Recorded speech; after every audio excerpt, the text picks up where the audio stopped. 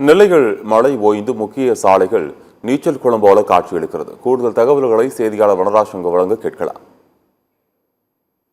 தூவானம் விடாத கதைதான். ஞாயிற்றுக்கிழமை முதல் இன்று வரை திருநெல்வேலி மாநகரத்தில் கடந்த 4 நாட்களாக மழை பொழிவு எதுவுமே இல்லை. சூரியன் தான் சுட்டு எரிக்கிறது. ஆனாலும் பாருங்கள், எனக்கு வலதுபுறமாக இந்த சாலையில் செல்லவே முடியாத அளவிற்கு முழுவதும் தண்ணீர் தேங்கி எந்த பகுதியிலுமே பொதுமக்கள் செல்ல முடியாத கடும் துயரம்தான் நீடிக்கிறது.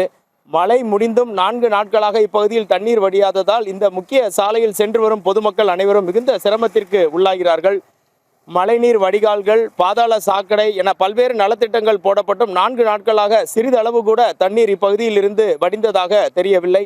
நீச்சல் குளம்தான் சாலையில் வந்துவிட்டதோ என தோன்றுகிறது என பொதுமக்கள் வேதனையுடன் கூறி செல்வதை நம்மால் பார்க்க முடிகிறது.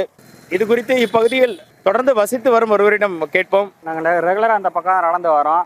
இந்த பக்கம் நாங்கள் 4 நாளாக கிட்டத்தட்ட பார்த்துட்டு தான் இருக்கோம். தண்ணி கொத்த போட்டு கூட வடியலை. நாங்களும் சரி இன்னைக்கு வடிஞ்சிடும், நாளைக்கு வடிஞ்சிடும், நாளைக்கு கரெக்டாக போயிடலாம், இன்றைக்கி கரெக்டாக போயிடலாம் பார்த்தா ஒரு நாள் கூட வடிகிறதில்ல.